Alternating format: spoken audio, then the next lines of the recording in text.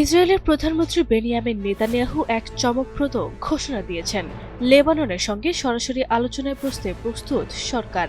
তবে এই ঘোষণার সময়টাই সবচেয়ে বেশি আলোচনার জন্ম দিয়েছে, কারণ এর ঠিক একদিন আগেই লেবাননে ইসরায়েলের ভয়াবহ হামলায় প্রাণ হারিয়েছেন 250 জনেরও বেশি মানুষ।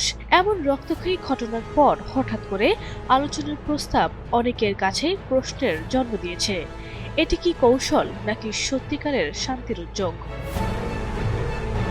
বৃহস্পতিবার ৯ এপ্রিল নেতানিয়াহুর কার্যালয় থেকে দেয়া এক বিবৃতিতে জানানো হয়, লেবাননের পক্ষ থেকে বরাবর সরাসরি আলোচনার অনুরোধের পরিপ্রেক্ষিতে তিনি মন্ত্রিসভাকে দ্রুত আলোচনা শুরু করার নির্দেশ দিয়েছেন। এই সম্ভাব্য আলোচনার মূল লক্ষ্য হিসেবে উল্লেখ করা হয়েছে হিজবুল্লাহকে নিরস্ত্র করা এবং ইসরায়েল লেবাননের মধ্যে একটি স্থিতিশীল ও শান্তিপূর্ণ সম্পর্ক প্রতিষ্ঠান।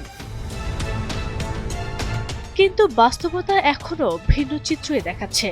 বুধবার ৮ এপ্রিল লেবানন জুড়ে ইসরায়েলের ব্যাপক হামলায় অন্তত 254 জন নিহত এবং 1100-রও বেশি মানুষ আহত হয়েছেন বলে জানিয়েছে দেশটির সিভিল ডিফেন্স। এই দিনটিকে চলমান সংঘাতের সবচেয়ে ভয়াবহ দিন হিসেবে বিবেচনা করা হচ্ছে। নিহতদের স্মরণে দেশজুড়ে পালন করা হয়েছে জাতীয় শোক দিবস। হামলার ভয়াবহতা শুধু প্রাণহানিতেই সীমাবদ্ধ নয়। জাতিসংঘের তথ্য অনুযায়ী এই সংঘাতের ফলে ইতোমধ্যে লেবাননের প্রায় 15% এলাকা থেকে মানুষ সরিয়ে নেওয়া হয়েছে এবং 12 লাখেরও বেশি মানুষ বাস্তুচ্যুত হয়েছেন। এই পরিস্থিতিতে যুদ্ধবিরতি নিয়েও তৈরি হয়েছে নতুন অনিশ্চয়তা। যুক্তরাষ্ট্র ইসরায়েল বলছে, যুক্তরাষ্ট্র ইরানের 2 সপ্তাহের যুদ্ধবিরতির আওতায় লেবানন অন্তর্ভুক্ত নয়।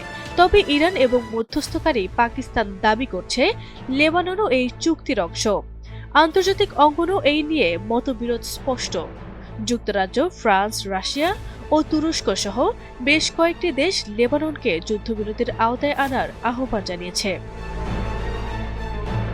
লেবাননের ভেতরেও কূটনৈতিক তৎপরতা চলছে।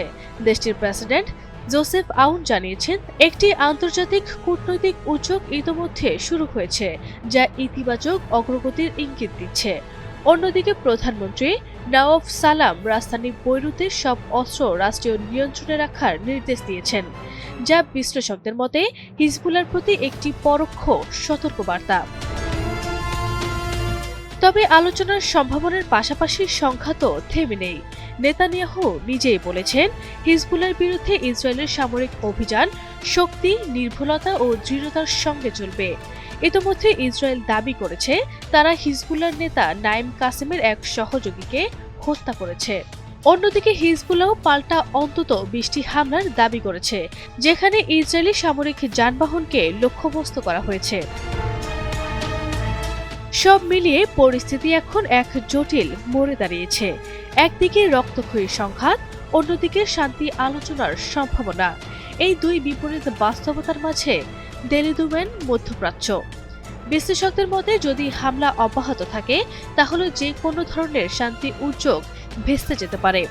ইতোমধ্যে ইরানের প্রেসিডেন্ট মাসুদ পেজিশকিয়ান সতর্ক করে বলেছেন, লেবাননে হামলা চলতে থাকলে শান্তি আলোচনা অর্থহীন হয়ে পড়বে। এদিকে আগামী 11 এপ্রিল পাকিস্তানের রাজধানী ইসলামাবাদে যুক্তরাষ্ট্র ও ইরানের প্রতিনিধিদের বৈঠককে ঘিরে নতুন করে আশার আলো দেখছেন অনেকেই। সেই বৈঠকেই হয়তো নির্ধারিত হতে পারে এই সংঘাতের ভবিষ্যৎ, যুদ্ধ নাকি শান্তি। আরবি ইসলাম হিমু, এনটিভি অনলাইন।